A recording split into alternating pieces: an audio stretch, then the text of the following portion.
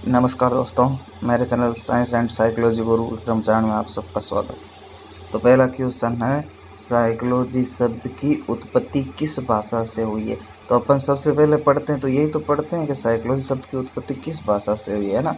तो साइकोलॉजी शब्द की उत्पत्ति देखो, इसमें ऑप्शन क्या क्या, लैटिन भाषा, हिंदी भाषा, संस्कृत भाषा, इंग्लिश भाषा यानी अंग्रेजी। तो हिंदी तो अपने होगी नहीं, संस्कृत होगी नहीं, अंग्रेजी होगी नहीं। मैं दो भाषाएं लिखाता हूँ, ग्रीक और लैटिन, ग्रीक और लैटिन, ध्यान रखना है ना। तो अभी अपने पास क्या है, ग्रीक ऑप्शन में नहीं, दूसरा ऑप्शन कौन है, लैटिन। तो इसका राइट आंसर कौन सा होगा, लैटिन भाषा। अंग्रेजी मत करना, इंग्लिश में नहीं हुआ था ना, अंग्रेजी में। कौन सी भाषा से हुई है साइकोलॉजी शब्द की, लैटिन भाषा से। और मैंने दोनों लिखाता हूँ, ग्रीक और लैटिन, है ना। और फिर मैंने ये भी बताता हूँ कि दोनों में अलग अलग, आपको एक साथ ऑप्शन नहीं मिलेंगे, अलग अलग मिलेंगे लगभग ज़्यादातर।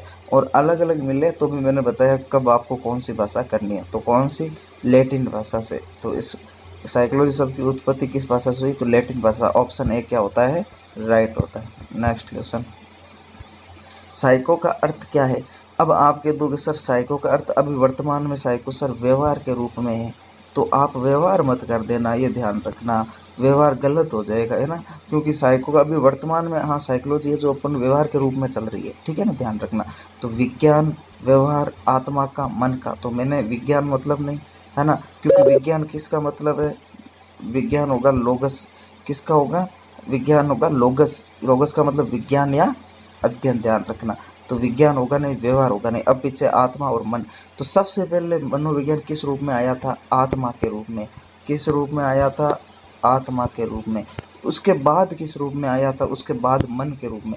लेकिन फर्स्ट विवरण आत्मा के रूप में तैयार किया गया था, और सेकंड विवरण मन के रूप में तैयार किया गया था पोम्पोलॉजी के द्वारा, है ना। और फर्स्ट विवरण गेरिट के द्वारा तैयार किया गया था आत्मा का। लेकिन अपन को तो सिंपल क्वेश्चन पूछा, साइको का अर्थ क्या है, तो अपन तो फर्स्ट पर ही जाएंगे, सेकंड पर थोड़ी जाना फिर अपन को, क्योंकि कोई चीज़ पूछ रहा है तो शुरुआत कहाँ से हुई, तो आत्मा का। तो साइको का अर्थ क्या होता है, आत्मा का। तो इसका ऑप्शन सी राइट होगा। कौन सा ऑप्शन, सी। नेक्स्ट क्वेश्चन, लैटिन शब्द साइको का अर्थ है। लैटिन शब्द साइको का अर्थ है। तो साइको का अर्थ क्या है, अभी अपन ने पिछले क्वेश्चन में डिस्कशन किया था। तो देखो, चेतना, चेतना बाद में आया, इसका कोई लेना देना नहीं। व्यवहार नहीं, मन और आत्मा के रूप में हुआ था साइको का अर्थ, लेकिन सबसे पहले किस में हुआ, आत्मा का। तो इसका ऑप्शन डी क्या होता है, राइट। वो सेम क्वेश्चन है, लेकिन इन्होंने देखो क्या पूछा, लैटिन साइको का अर्थ, लैटिन, लैटिन, है ना। तो इसका क्या होगा, आत्मा का, ध्यान रखना। तो ऑप्शन डी राइट होता है। नेक्स्ट क्वेश्चन, वुडवर्थ के अनुसार सीखना है। वुडवर्थ के अनुसार सीखना है, व्यवहार में परिवर्तन। व्यवहार में परिवर्तन, चलो सीख तो रहे हैं, लेकिन वो पूर्णतः क्या हो जाता, अधिगम हो जाता। तो इसका कोई लेना देना नहीं हुआ। नवीन ज्ञान प्राप्त करना, ठीक है, नवीन ज्ञान अपन को सीखा है। व्यवहार में परिवर्तन, या वही वापस व्यवहार में परिवर्तन या व्यवहार में परिवर्तन। व्यवहार में परिमार्जन यानी अपने आप उतार लेना, परिवर्तन यानी अपने आप को थोड़ा चेंज कर लेना, है ना। विकास का प्रक्रम, तो वुडवर्थ के अनुसार सीखना विकास का प्रक्रम है। वुडवर्थ कहता है जैसे जैसे आपकी आयु बढ़ेगी, जैसे जैसे आपकी आयु बढ़ेगी, आप कुछ ना कुछ नई चीज़ सीखते जाओगे। तो आपको विकास के प्रक्रम में सीखना है। तो ऑप्शन कौन सा, वुडवर्थ के अनुसार ऑप्शन डी राइट होता है। नेक्स्ट क्वेश्चन, बच्चे को किस प्रकार का विद्यालय और शिक्षक द्वारा प्रभावित, बच्चे का किस प्रकार का विकास विद्यालय और शिक्षक द्वारा प्रभावित होता है। तो बच्चे का किस प्रकार का विकास विद्यालय और शिक्षक द्वारा प्रभावित होता है, तो मानसिक, ठीक है।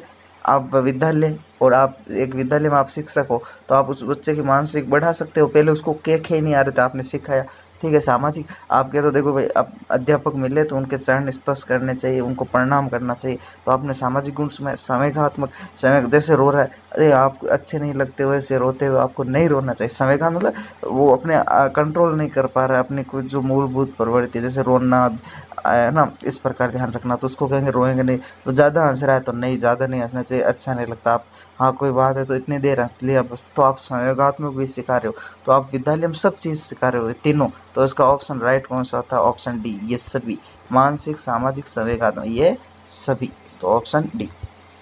नेक्स्ट क्वेश्चन, एक बच्चा सदैव दूसरों के प्रति सहानुभूति दिखाता है, ये आदत कहलाती है। एक बच्चा सदैव दूसरों के प्रति सहानुभूति दिखाता है, ये आदत कहलाती है। मतलब दूसरों के प्रति सहानुभूति मतलब दया दिखाना, और दया आप कब दिखाओगे, अब आपको पता चल गया।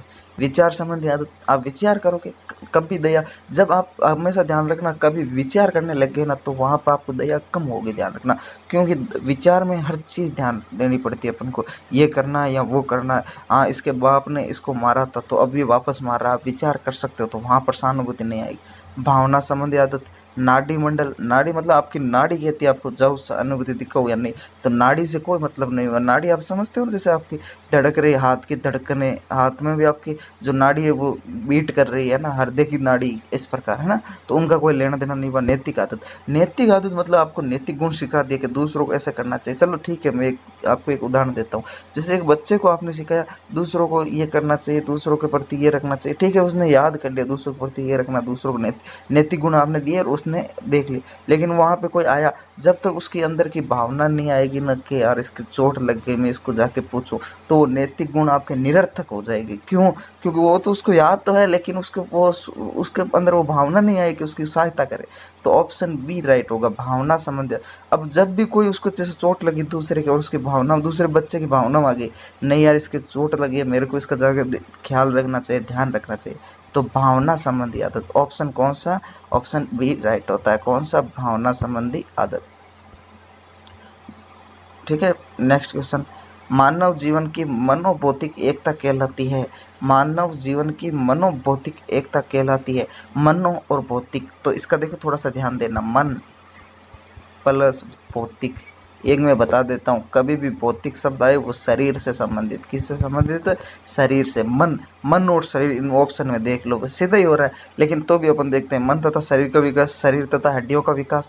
हड्डियाँ अब किस में आ रही है? शरीर में ही तो आ रही है। शरीर तथा हृदय, शरीर और हृदय, हृदय किस में आ रहा है? शरीर में, तो कोई मतलब नहीं, इसका भी कोई मतलब नहीं। आत्मा तथा मांसपेशियाँ, मांसपेशियाँ किस में आ रही है? शरीर में, और आत्मा का कोई मतलब नहीं। यहाँ पे इसने मन पूछा है पहली बात, तो आत्मा का लेना देना नहीं हुआ, तो मन तथा शरीर का विकास, ऑप्शन ए राइट होता है। कौन सा? Option A. नेक्स्ट क्वेश्चन, शारीरिक बुद्धि आर विकास को कहते हैं। शारीरिक बुद्धि आर, शारीरिक बुद्धि, ठीक है, ध्यान रखना। शारीरिक, यहाँ पे क्वेश्चन होता था शारीरिक वर्दी, ये बुद्धि गलत आ गया, यहाँ पे होगा वर्दी, ठीक है, ध्यान रखना। तो शारीरिक वृद्धि आर विकास को कहते हैं। तत्परता का, अभिवृद्धि का, गतिशीलता का, आनुवांशिकता का। तो गतिशीलता कोई मतलब नहीं, गतिशीलता क्या? शारीरिक वृद्धि, गतिशीलता, गतिशील से बढ़ती कोई जरूरी नहीं, प्रक्रिया होती है शारीरिक, लेकिन निरंतर और धीरे धीरे होती है। आनुवांशिक, ठीक है, आनुवांशिक पर होता है, लेकिन ऐसा नहीं है कि शारीरिक वृद्धि पूर्णतः आनुवांशिक पर भी निर्भर करे, नहीं। अभिवृद्धि और तत्परता, तत्परता का तो एक नियम है। तत्परता का नियम यह कहता है कि कोई भी कार्य करते समय अपन को तत्पर रहना चाहिए, मतलब सक्रिय रहना चाहिए। तो यहाँ पे कोई लेना देना नहीं हुआ, है ना। शारीरिक वृद्धि के लिए आपको क्या सक्रिय रहना पड़ेगा क्या? कभी ऐसा थोड़ी, ऐसा तो फिर सब सक्रिय रह के 7-7 फुट के हो जाते हैं, नहीं। दूसरा ऑप्शन कौन सा? अभिवृद्धि। तो मैं एक चीज़ बताता हूँ, अभिवृद्धि, है ना, और विकास। तो अभिवृद्धि में केवल शारीरिक पक्ष आता है, जबकि विकास में शारीरिक और मानसिक आता है। तो इसने केवल क्या पूछा? शारीरिक। क्या पूछा है? शारीरिक। शारीरिक वृद्धि आर विकास को कहते हैं, तो इसका ऑप्शन बी राइट होगा, अभिवृद्धि। कौन सा? ऑप्शन बी, अभिवृद्धि। नेक्स्ट क्वेश्चन, सीखने का सर्वाधिक उपयुक्त अर्थ है। सीखने का सर्वाधिक उपयुक्त अर्थ है, मतलब आप सीखते हो तो उसका सबसे अच्छा उपयुक्त अर्थ क्या है? कौशल अर्जन करना। कौशल अर्जन मतलब आप कुछ कुछ कोई कौशल, कोई कला सीख लेना। जैसे मान लो आपने सीख लिया पंखा बनाना, तो आपने कौशल अर्जन किया, लेकिन ठीक है, क्या उस कौशल अर्जन करते ही आप पूर्णतः सीखने की प्रक्रिया हो गई क्या? तो आगे और ध्यान देना, ज्ञान अर्जन, व्यवहार में परिवर्तन, व्यक्तित्व समाज। तो सीखना यानी अधिगम। क्या? अधिगम। देखो अलग अलग परिभाषाएं आती है, वो तो परिभाषाएं अलग चीज़ होती है, लेकिन अपन पूर्णतः एक चीज़ को देखें ना, अधिगम कब होगा? सीखना तभी सार्थक होगा जब आपके व्यवहार में क्या हो जाएगा? परिमार्जन, यानी आप उसको व्यवहार में उतार लोगे। जैसे मान लो आप तंबाकू खाते हो, है ना, और जो कुछ सर्वे लगाए, उन्होंने कहा तंबाकू नहीं खाना चाहिए, है ना, क्या कहते हैं, एनजीओ, एनजीओ कहते हैं तंबाकू नहीं खाना चाहिए। आप वहाँ पे सीख रहे हो, आपने सीख लिया तंबाकू नहीं खाना चाहिए, घर पे जाते हो खाते हो, तंबाकू नहीं खाना चाहिए, वो याद है आपको, सीख तो लिया, लेकिन वो पूर्णतः आपका क्या नहीं हुआ, पूर्णतः सीखने नहीं हुआ, पूर्णतः अधिगम नहीं हुआ। जब तक आप व्यवहार में नहीं उतार लोगे ना, उन्होंने कहा तंबाकू खाना नहीं चाहिए और घर पे जाके आप नहीं खाते हो, नहीं तंबाकू खाना अपन को नहीं चाहिए, ये गलत बात है, और इसका मतलब आपने वो व्यवहार में क्या हुआ, व्यवहार में उतार लिया। तो ऑप्शन सी इसका क्या होगा, राइट होगा, ऑप्शन सी।